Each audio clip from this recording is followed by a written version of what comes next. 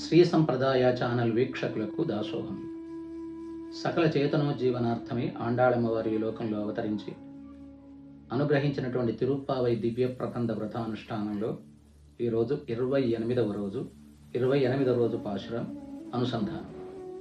கரவைகள் பெண் சென்றும் காணம் ஷேருந்துண்போம் அறிவொன்றுமில்லாதவாயுக்குலத்து உந்தன்னை பிறவி பெருந்தனை புண்ணியம் யாமுடையோம் குறைவொன்றுமில்லாத கோவிந்தா உந்தன்னோடுறவேல் நமக்கிங்கொழிக்க வழியாது அறியாத பிள்ளைகளோம் அன்பினால் உந்தன்னை சிறுபேர் அழைத்தனவம் சீரி அருளாதே இறைவா நீதாராய் పరయేలోరెంబాబాయ్.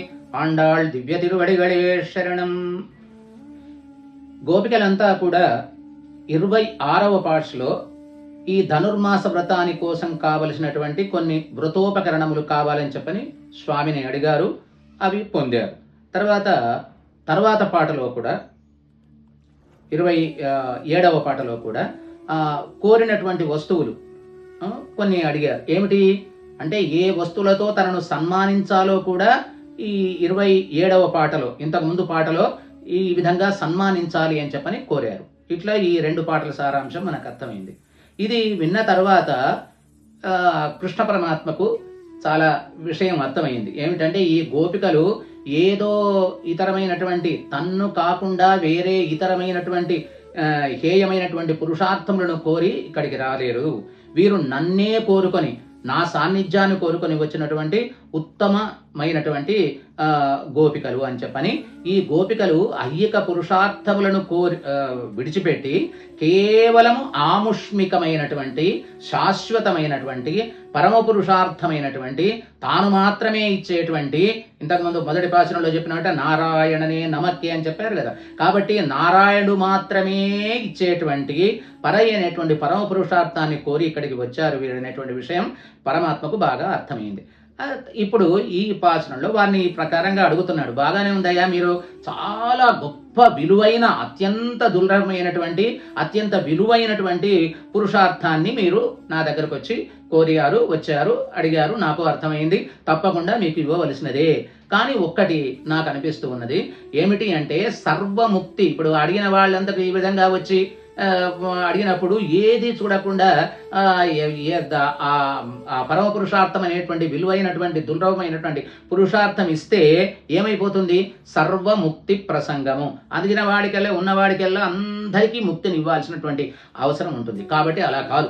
కాబట్టి మీకు ఇంత గొప్ప ఫలితాన్ని పొందడానికి మీరు ఆచరించినటువంటి ఉపాయం ఏదైనా ఉన్నదా? అది అడుగుతున్నాడు పరమాత్మ. ఏమైనా చిన్నదైనా, పోనీ ఇంత పెద్ద విలువైన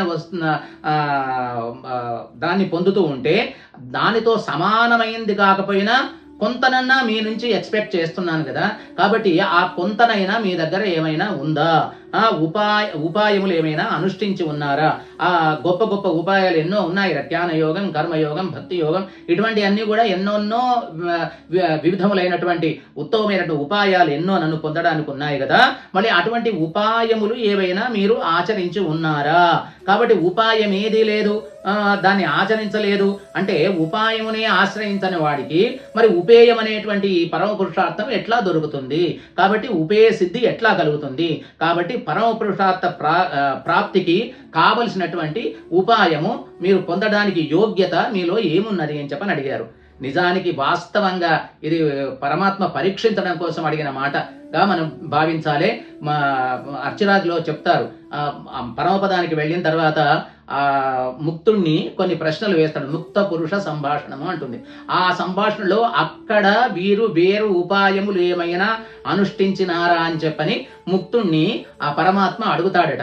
అక్కడ గనక మళ్ళీ ఈ తిరుప్పావు తెలియకపోతే, ఈ పాశురం యొక్క అనుసంధానం లేకపోతే అక్కడ పోయిన తర్వాత కూడా తప్పు చేయాల్సి వస్తుంది. అంటే ఫలానా ఉపాయాన్ని బట్టి నీ నామ సంకీర్తనమో లేకపోతే జ్ఞానయోగమో కర్మయోగమో చేసి నీ దగ్గరికి వస్తున్నా అని చెప్పంటే అది తప్పు అవుతుంది అక్కడ. కాబట్టి అలా కాకుండా వీళ్ళు ఏ ఉపాయమును ఆచరించే శక్తి మాకు లేదు, ఏ ఉపాయములను అనుసరించినటువంటి కాము, నిన్నే ఉపాయోపయములుగా మేము నమ్మినటువంటి వారము అనే అనడమే అక్కడ కావాలి. కాబట్టి ఆ విషయం గుర్తు చేస్తున్నది ఈ ఉత్తమమైనటువంటి ఈ పాశురం. వాస్తవానికి పరమ పురుషుణ్ణి పొందడానికి లేదా పరమ పురుషార్థమైనటువంటి మోక్ష పురుషార్థాన్ని పొందడానికి కావలసినది ఏమిటి అంటే అకించిన్యత్వము, అనన్య గతిత్వము. అవి ఉన్నాయని చెప్పని ఇంతకుముందు పాశురాల్లోనే చాలా చెప్పుకొని వచ్చారు మన గోపికలు. కాబట్టి మళ్ళీ వాడిని ప్రశ్నించడం కోసం ఇక్కడ అంటే వేరు ఉపాయములు వీరు అనుష్ఠించినటువంటి వారు కారు. అనన్య శరణాగతి చేసి అనన్యమైనటువంటి అనన్య గతికత్వం, అకించన్యత్వము, అనన్య వేరు దిక్కు లేకుండా ఉండుట, తర్వాత వేరు గతి లేకుండా ఉండుట, అకించన్యత్వము వేరు శరణాగతి లేదు, వేరు ఉపాయములు అనుష్ఠించలేదు, నిన్నే ఉపాయోపయములుగా అనుష్ఠించి ఉన్నాము, వేరు దిక్కు లేదు మాకు, నీవే మా దిక్కు అని చెప్పని ఒడిపించిన వాళ్ళ దగ్గర ఇంకా ఏమి ఉపాయములు అనుష్ఠించావు?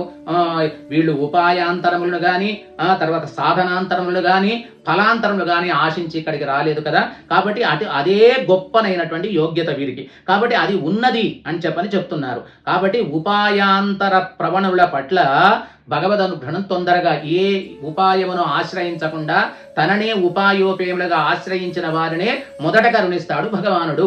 ఇది వాస్తవం. కాబట్టి అది చెప్పడం కోసము ఆ భగవదం త్వరగా కలుగుతుంది. కాబట్టి మన దగ్గర ఉపాయాంతరముల పట్ల ఇంకా వీళ్ళకేమైనా ఆసక్తి ఉందా అని చెప్పని పరమాత్మ ప్రశ్నిస్తున్నాడు. పరమాత్మ పరీక్షించడం కోసం ఈ మాట అడిగాడు. అంటే మీ దగ్గర ఏదైనా ఉపాయం ఉందా అని చెప్పని ప్రశ్నిస్తున్నాడు. కాబట్టి అటువంటి ఉపాయాంతరముల పట్ల మాకు ఆసక్తి కించిత్ మాత్రం కూడా లేదు. మేము అకించనులము, అనన్య గతిత్వ ఏ ఉపాయములు లేవు, మేము ఎవరిని ఆశ్రయించలేదు అనే భావన అనన్య గతిత్వ భావన, అనన్య అకించన్యత్వ భావన అంటారు. ఆ భావన కలిగిన వాళ్ళం మేము. తర్వాత అటువంటి వాళ్ళమే మేము సిద్ధోపాయ నిష్ఠులము. మా దగ్గర ఇతరమైన సాధనములు, ఇతరమైనటువంటి ఉపాయములు ఏవీ లేవు అని చెప్పని చాలా చక్కగా స్వామికి సమాధానం చెప్పినటువంటి వాళ్ళు. ఈ సమాధానమే ముక్తుల దగ్గర నుంచి స్వామి కోరుతాడు. దానికోసమే ముక్త పురుష సంభాషణ అని చెప్పని జరుగుతుంది. కాబట్టి ఆ విషయాన్ని అక్కడ తరియైన సమాధానం స్వామికి చెప్పడం కోసం ఇక్కడ అమ్మవారు ఈ పాశురాన్ని అనుగ్రహించినటువంటి తల్లి అని చెప్పని చెప్పుకోవచ్చు. కాబట్టి ఇట్లా గోపికలు ఈ విధంగా చెప్తూ ఉన్నారు, మేము సిద్ధోపాయ నిష్ఠులము, మా దగ్గర వేరు ఉపాయములు ఉండవలసినటువంటి అవసరములు లేవు అనేటువంటి విషయం చెబుతున్నారు. ఈ సిద్ధోపాయం స్వీకరించేటువంటి అధికారులకు ఎట్లా ఉండాలి అని చెప్పంటే, వీళ్ళు ఒక సుకృతము, ఒక ఏదైనా ఒక మంచి పనో ఏదో కర్మయో జ్ఞానమో భక్తియో ఇవి ఏవి కూడా చేయవలసినటువంటి అవసరం వారికి లేదు అనేటువంటిది ఒకటి. తర్వాత ఇంకోటి, చేయు యోగ్యత లేదని చెప్పని వీళ్ళు చెప్పుకోవాలి. చేయు యోగ్యత మాకు లేదు, మేము దానికి నిష్ఠులము కాము, మాకు ఆ యోగ్యత లేదు అని చెప్పడం, అటువంటి అవకాశము లేదు, అసమర్థులము అని చెప్పడం. తర్వాత రెండవది, మేము ఈశ్వరుని పరమాత్మ మేము ఆశ్రయించినటువంటి ఉపాయోపేయభూతుడైనటువంటి స్వామి నీ యొక్క గుణపూర్తిని మేము తెలుసుకున్నటువంటి వాళ్ళము. నీవు గుణపూర్ణుడవు, మేము దోషపూర్ణులము. కాబట్టి గుణపూర్తి మీ గుణపూర్తి మా దగ్గర ఉన్నది అని చెప్పి అంటున్నారు. ఈశ్వరుని తోడి సంబంధం వీళ్ళు గుర్తించాలి. పరమాత్మయే సర్వవిధ బంధువు, మాకు ఏది ఇతరమైనటువంటి వారితో ఎటువంటి సంబంధము లేదు అనేటువంటి విధంగా ఉపాయభూతుడకు సర్వేశ్వరునితోనే ఉపాయోపేయభూతుడు సర్వేశ్వరునితోనే సర్వవిధ సంబంధమును మేము గుర్తించగలిగినాము. మాకు తల్లి, తండ్రి, గురువు, దైవము సమస్తమైనటువంటి బంధువు స్వామి నీవే అని చెప్పి అంటున్నారు. తర్వాత పూర్వాపరాధం, అయ్యా మేమంతా చాలా గొప్పవాళ్ళం అని చెప్పి ఏం చెప్పడం లేదు, మా దగ్గర అన్ని అపరాధములే, అన్ని దోషములే ఉన్నాయి. కాబట్టి ఆ అన్ని దోషములను నీ దగ్గర వచ్చి నీ పాదాలంటి నీ దగ్గర నమస్కరించి వాటికి అన్నిటినీ క్షమించవలని మిమ్మల్ని కోరుతున్నాము. మా స్వప్రయత్నం చేసి ఆ దోషములను, ఆ పాపములను మేము తీర్చుకొనలేము. కాబట్టి వాటన్నిటినీ నీవే కరుణించి మమ్మల్ని రక్షించవలే అని చెప్పని మా అపరాధములు చేసినటువంటి వాటి కొరకు మేము క్షమాపణ కోరుతున్నాము. తర్వాత విషయము, ఉపాయభూతుడైనటువంటి సర్వేశ్వరుని దగ్గరనే ఉపేయమును కోరుట. అంటే సర్వేశ్వరుడే ఉపేయము కావున మేము నీ వద్దనే ఏ ఉపాయమును మేము అనుష్ఠించి నిన్నే ఉపాయముగా కోరి నిన్ను నీ దగ్గరకు వచ్చి ఉపేయాన్ని నీవే అయ్యున్నావు. ఇక మేము వేరే ఉపాయం వేరే ఉపేయం వేరే అని భావనతో నీ దగ్గరికి రాలేదు. ఈ రకమైనటువంటి 6 రకమైన అర్థములే ఈ సమాధానములే ఇక్కడ మనకు ఆండాళమ్మ ఈ పాశురంలో చెప్పింది. ఆ 6 వాక్యములు మనకు ఈ విధంగా కనబడుతున్నాయి. ఏమిటి? కరవైగల్ పెన్షన్ కానం షేరుందుంబోం అన్నారు. అనగా అయ్యా స్వామి, మేము తెల్లవారు లేవగానే పశువుల వెంబడి వెళ్లేవారము అనడంలోనే మనకు మా దగ్గర ఏ రకమైనటువంటి కర్మయోగము, జ్ఞానయోగము, భక్తి యోగము ఇటువంటివన్నీ కూడా ఏమీ లేదు అంటున్నారు. తర్వాత అరివొండ్రుమిల్లాద వాయుక్లత్తు అంటున్నారు. ఒకంతనైనా మంచి గుణము, మంచితనము, తర్వాత ఒకంతనైనా యోగ్యత లేనటువంటి, ఏమీ తెలియనటువంటి ఈ మా గొల్లపల్లె అని చెప్పని చెప్పుకోవడంలో వాళ్ళందరి దగ్గర ఏ రకమైనటువంటి గొప్పతనము, యోగ్యత లేదని చెప్పినట్లయింది. తర్వాత కురైవొండ్రుమిల్లా గోవింద స్వామి, సర్వ విషయముల లోపట అన్నిట్లలో గుణపూర్తి కలిగినటువంటి సర్వేశ్వరుడు నీవు, గుణపూర్ణుడవు నీవు, గుణహీనుడం మేము అని చెప్పని అంటున్నారు. నా ఉరవేల్ నమక్కింకొక నీతోని సంబంధం, ఈ సంబంధం మీకు మాకు ఉండేటువంటి సంబంధం, ఇంకా ఇక్కడ వీరు వాంఛించినటువంటి సంబంధం భార్యాభర్తృ సంబంధం. భగవంతుడితో నవవిధ సంబంధములు ఉన్నాయి. అన్నింటిలంటూ కూడా ఈ గోపికలు ఏ భావంతో పరమాత్మను పొందుతున్నారు అంటే వాళ్ళ భావన భర్తృ భార్య సంబంధం. కాబట్టి ఈ సంబంధం ఏదైతే ఉన్నదో ఈ సంబంధము నీవు అనుకున్నా పోయేది కాదు, మేము అనుకున్నా పోయేది కాదు. నా ఉరవేల్ నమక్కు ఇంగ్ వజిక్క వజియాదు, మీకు మాకు ఉండే సంబంధము విడదయ్యరానటువంటి అప్రత సిద్ధ సంబంధము, అవినాభావ సంబంధము అని చెప్పని పరమాత్మ సర్వబింద సంబంధత్వము అనేటువంటి విషయాన్ని చెప్పారు. తర్వాత సీరి అరుళాదే, కాబట్టి మమ్మలను కోపించకు తండ్రి అని చెప్పని అపరాధ క్షమాపణ చెప్తున్నారు. ఇరైవా నీతారై, నీవు పురుషార్థాన్ని ఇవ్వక తప్పదు అని చెప్పని పురుషార్థాన్ని అనుగ్రహించవలను అని ఈ విషయాలన్నీ కూడా సిద్ధోపాయ నిష్ఠుల దగ్గర ఉండవలసినటువంటి లక్షణాన్నంతా కూడా వారు పరమాత్మకు సమాధానంగా చెప్పారు. ఇక గోపికలు అంటున్నారు కురైవన్రు మిల్లాద గోవింద. ఏమిటిది అంటే పరమాత్మ ఎటువంటి వాడు? అఖిలేహ్య ప్రత్యనీక సర్వ కళ్యాణ గుణైకతానుడు కదా. కాబట్టి సర్వజ్ఞత్వ సర్వశక్తిత్వాది గుణపర్ణుడైనటువంటి ఓ గోవింద, నీ దగ్గర ఏ దోషమున కురైవన్రుమిల్లాద, ఏ దోషములు లేని అన్ని కళ్యాణ గుణములే కలిగినటువంటి ఓ పరిపూర్ణుడా, ఓ గోవిందుడా, నీ ఉండగా మాకేం తక్కువనయ్యా? మీ దగ్గర ఇది ఉన్నదా అది ఉన్నదా? గుణ పరిపూర్ణుడవైన నీ ఉండగా మా దగ్గర ఎన్ని దోషాలు ఉంటే ఏమిటి, ఏమి లేకపోతే ఏమిటి? కాబట్టి నీ ఉండగా మాకేమి కొదువా అని చెప్పని వాళ్ళు తమ యొక్క లోటును పరమాత్మ ఏ లోటు లేకుండా ఉండడం అనేటువంటి విషయాన్ని చెప్పారు. కాబట్టి నీవే మమ్మలను పరిపూర్ణులుగా తయారు చేయవలే అని చెప్తున్నారు. పరమాత్మ గుణపూర్ణుడు, మన గుణహీనత్వం, ఈ రెండు సమానం ఎట్లా కావాలి ఏం చెప్పానంటే ఆ గుణ పరిపూర్ణుడైనటువంటి ఆయన యొక్క కరుణా ప్రవాహము ఒక్కసారి మన పైన కురిస్తే మన యొక్క గుణహీనత అనేది పోయి మనము వాడిని చేరుకోగలుగుతాము అనేటువంటి విషయాన్ని ఇక్కడ అందంగా గోపికలు ఆవిష్కరించారు ఈ మాటతో. తర్వాత కరవైగల్ పెన్షన్నం కానం షేరుందుంబం, మేము తెల్లవారు లేపటించి ఏదో తపస్సు చేయడానికో లేదా ఋషుల దగ్గరకో అరణ్యాలకో వెళ్ళి ఋషులను ఆశ్రయించి, ఆచారులను ఆశ్రయించి, పెద్దలను ఆశ్రయించి వేదశాస్త్ర జ్ఞానాన్ని పరిచయం చేసుకోవడమో సేవించడమో ఈ పనులు చేసినట్టు మా దగ్గర పశువుల వెంబడి వెళ్ళే మా దగ్గర పశువులకెంత జ్ఞానమో మాకంత జ్ఞానం, పశువులకెంతటి కర్మానుష్ఠానమో మాకంత కర్మానుష్ఠానం, పశువులకెంతటి భక్తియో మాకు కూడా అంతే భక్తి. కాబట్టి అటువంటి వాళ్ళ దగ్గర మా దగ్గర ఏ ఉపాయము లేనటువంటి వాళ్ళము, అడవులని మట్టి తిరిగే వాళ్ళము అని చెప్పని చెప్పుకుంటూ పశువులను కాసుకుంటూ తిరిగాడు. జ్ఞానేన హీనాహ పశుభి సమాన అంటారు కదా, అదే పశువుల వెంబడి తిరిగేటువంటి మా దగ్గర ఏ జ్ఞానం ఉంటుంది, ఏ కర్మ ఉంటుంది, ఏ భక్తి ఉంటుంది స్వామి అని చెప్పని అంటున్నారు. అనగానే మరి బాగానే ఉన్నది, మరి ఏ సుకృతము ఏ కించిత్తు కూడా ఏది లేదంటున్నారు కదా, మరి పురుషార్థం మీకు ఏ విధంగా ఇవ్వాలి అని మళ్ళీ ఒక ప్రశ్న పెరమాళ్ళు వేశాడు, అంటే కృష్ణుడు వేశాడు. వేస్తే గోపికలు సమాధానం ఇచ్చారు, స్వామి మేము చెప్తున్నాం, బాగా గమనించు. మేమేమన్నాం నీతోని? మా స్వప్రయత్నం చేత మేము ప్రయత్నించి సంపాదించుకున్నటువంటి పురుషార్థము పుణ్యము మా దగ్గర ఏది లేదు. కానీ அறிவொன்றுமில்லாத ஆயுக்குலத்து ఉందన్నై పిరవి పెరందనై పుణ్యం. ఏ జ్ఞాన గంధము ఇంచుక మాత్రం కూడా లేనటువంటి ఈ గొల్లకులంలో మాకు సజాతీయుడవై సాక్షాత్తు పరాత్పరుడమైనటువంటి నారాయణ నీవు ఇక్కడ మా దగ్గర అవతరించావు కదా గోవిందుడవై, ఇక మాకేం తక్కువ?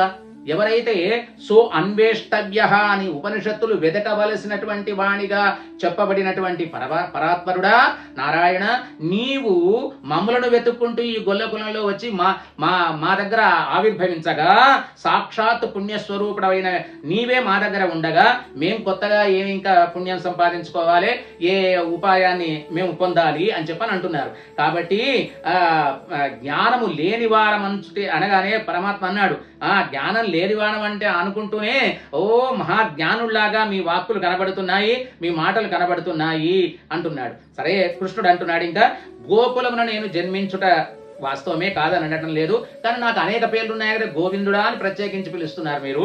కానీ నాకు నందకుమారుడు, యశోదానందనుడు అని చెప్పని ఇట్లా ఎన్నో మంచి మంచి పేర్లు ఇంకా ఉన్నాయి కదా, మరి గోవింద నామం ఎందుకు ప్రత్యేకించి మీరు పిలుస్తున్నారు అని చెప్పని అడిగారు. అనగానే గోపికలు అంటున్నారు, ఉందన్నోడు రవే నమక్కింగుజిక్క వడియాదు అని చెప్పి అంటున్నారు. అనగానే అర్థం ఏమిటి? నీకు మాకు వనగూడిన సంబంధము నీవు కాదనడానికి వీలు లేదు, మేము కాదనుకున్నా అని పొయ్యేది కాదు. అది అద్భుతమైనటువంటి అవినాభావ సంబంధం నీకు మాకు ఉన్నదయ్య స్వామి. అదే భార్యాభర్తృ సంబంధం నీకు నాకున్నది అని చెప్పి తమ సంబంధాన్ని, వారి స్వామితో ఉండేటువంటి సంబంధాన్ని చక్కగా ఆవిష్కరించారు. తర్వాత కృష్ణుడు అన్నాడు, సరే మన బాల్లభ్య సంబంధాన్ని సూచించడం ఇప్పుడు కదా మీరు చెప్తున్నారు, ఇప్పుడు గోవింద అని చెప్తున్నారు. కానీ ఇంతకు ముందు అతి సామాన్య సంబంధం ఏది, ఆ పరమపదంలో పిలిచేటువంటి నారాయణ అనేటువంటి పేరు ఏదైతే ఉందో, నారాయణ అనేటువంటి పరత్వంతో కూడుకున్నటువంటి ఆ నామాన్ని మీరు చెప్పారు కదా, నారాయణనే మక్కై భగవాన్ నారాయణన్ మూర్తి నా తత్తుడాయముడి నారాయణన్ అని ఇట్లా మీరు ఇంతకు ముందంతా కూడా నారాయణ నామంతో నన్ను పిలిచారు కదా. అదేమిటి మళ్ళా మన ఇద్దరి వాల్లభ్యాన్ని సూచించేటువంటి ఈ గోవిందనామాన్ని సూచించకుండా మొదటి నుంచి నారాయణ నారాయణ అని పిలిచిండ్రు ఏమిటి అని చెప్పని అడిగాడు. అనగానే వెంటనే గోపికలంతా కూడా కాస్త సిగ్గిలిన వారై అమాయకంగా అంటున్నారు, అన్బినాల్ స్వామి అలా పిలిచాం నిజమే, ప్రేమ చేత ఉందన్నై నిన్ను చిన్న పేరు పెట్టి సిరుపేట రైతనవం అంటున్నారు. అంటే చిన్న పేరుతో పిలిచాము, మా పైన కోపగించకు, అమాయకులము, ఏమీ తెలియని వాడము. నిజమే, మా సంబంధాన్ని సూచించేటువంటి ఆ గోవింద నామంతో చెప్పకుండా మొదట అంతా కూడా నారాయణ అని చిన్న నామంతో మేము పిలిచాము. అది చిన్న నామం అట వీరి దృష్టిలో. కాబట్టి పరస్పర వాల్లభ్యాన్ని సూచించేటువంటి గోపికలకు కృష్ణుడికి ఉండే వాల్లభ్యాన్ని సూచించేటువంటి ఈ గోవింద నామాన్ని ఎందుకు చెప్పలేదు అని చెప్తున్నారు. ఇప్పుడు చెప్తున్నారు కానీ ఇంతకు ముందు అంతా కూడా నారాయణ అన్నారు. అంటే స్వామి ఏదో తెలియక అమాయకులం కాబట్టి, తెలియని వాళ్ళం కాబట్టి మేమంతా కూడా అలా పిలిచాము, ఏమీ మా పైన కోపగించము స్వామి, చిన్న పేరైనటువంటి నారాయణ అనేటువంటి నామంతో నిన్ను పిలిచాము, కరుణించు తండ్రి అని చెప్పని స్వామి అని చెప్పడం ఇక్కడ జరిగింది. ఇది ఈ పాశురంలో చెప్పినటువంటి అంటే వాల్లభ్య సూచకమైనటువంటి ఈ సౌలభ్య సూచకమైనటువంటి గోవింద నామమే పెరుమాళ్లకు చాలా ఇష్టం అని చెప్పిన నామం. అందుకోసమే గోవింద గోవింద అనే ఎక్కడైనా మనం స్వామిని ఇప్పటికీ పిలుస్తూ ఉంటాం.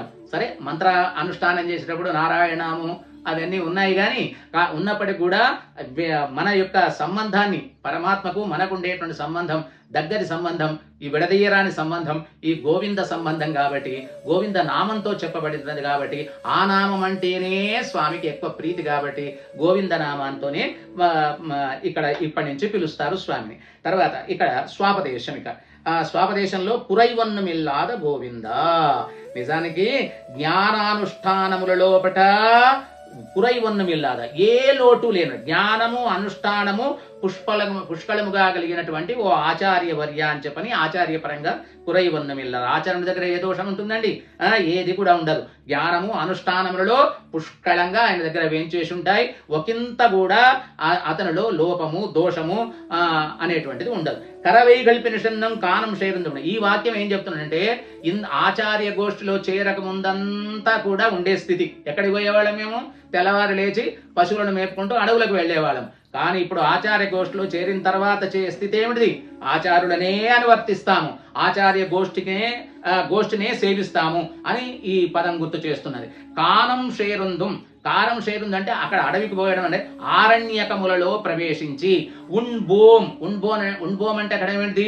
పరబ్రహ్మాను ఊరికే అడవులకు పోయి తెచ్చిన సద్దిముటలు తినడం కాదు, పరబ్రహ్మానుభవం చేస్తాము అని చెప్పని అర్థం. ఇక అరివన్ను విల్లాదా, ఇది అందమైనటువంటి విషయం అండి. మనకు ఆచార్య గోష్ఠిలో చేరితే గాని తత్వహిత పురుషార్థములు తెలుస్తవి అని చెప్పని చెప్తున్నారు. అంటే ఇక్కడ ఏమిటిది? అరివన్ను ఇల్లాదా అనే దగ్గర అరివు ఇల్లాదా,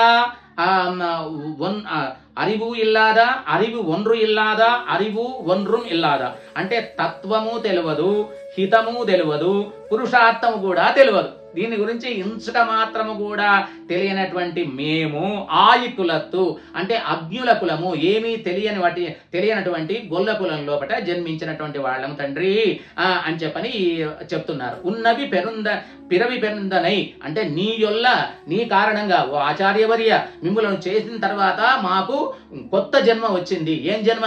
ఇంతకు ముందంతా పశువు లాంటి జన్మ, పశు ప్రవృత్తి అటువంటి జన్మలో ఉంటుండే. ఇప్పుడు మాత్రమే మేము మా యొక్క జ్ఞాన జన్మను ఎత్తిన వాళ్ళమైనాము నిన్ను చేరి. ఉందన్నోడు రవేల్ నమక్కి వజిక్క వడియాదు. ఈ గురు శిష్య సంబంధం అనేటువంటిది ఇప్పుడు ఒకసారి ఏర్పడుతుంది, తర్వాత పోతుంది అనేటువంటి కాదు. గురు శిష్య సంబంధం ఇక్కడ అక్కడ పరమపదం వెళ్ళిన తర్వాత కూడా గురు శిష్య సంబంధము అక్కడ నిత్యమై ఉన్నది, ఇక్కడ నిత్యమై ఉంటుంది. కాబట్టి ఎక్కడైనా కూడా గురు శిష్య సంబంధం ఎప్పుడూ ఉండేది, శాశ్వతమైన సంబంధము అని చెప్పని యావదాత్మభావి అని చెప్పంటున్నారు.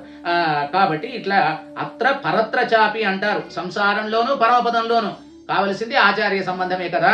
కాబట్టి ఇక్కడ అక్కడ ఆచార్య నీ యొక్క సేవనమే మాకు కావాలి. అరియాద పిళ్ళగలం, మేమంతా అజ్ఞులము, జ్ఞానం లేని వాళ్ళము, ఎరుక లేని వాళ్ళము. అన్బినాల్ వ్యామోహం చేత శిరుపేర రైతనవం ఎన్నో అపచారాలు ఆచార్య గోష్ఠిలో చేరక ముందు చేసిన అపరాధాలు కోకొల్లలు, చేరిన తర్వాత కూడా ఏమో అప్పుడప్పుడు ప్రమాదం చేత ఎన్నో ప్రమాదాలు చేస్తూ ఉండవచ్చు. కాబట్టి అటువంటి శిరుపేర అపచారములు ఎన్ని చేసినప్పటికీ కూడా సిరి అరుడాదే, ఓ ఆచార్య వైజ మీ పాదాలు పట్టుకొని మిమ్మల్ని ప్రార్థిస్తున్నాం కాబట్టి మీరు మా అపరాధములను అన్నింటిని కూడా దేవరవారు క్షమించవలే, మీరు కోపించకూడదు అని చెప్పని సిరి అరుడాదే.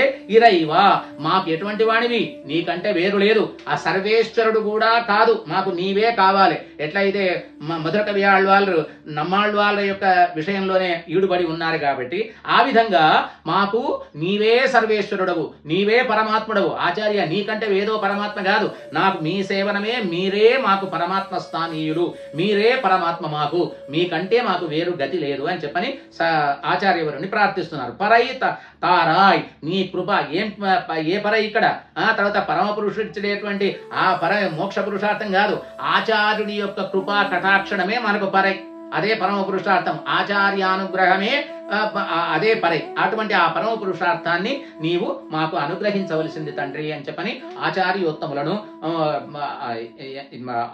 రామానుజుల వారిని ప్రార్థించినట్టుగా మనం ఇక్కడ ఈ పాశురంలో మనం చూస్తున్నాం. జై శ్రీమన్నారాయణ.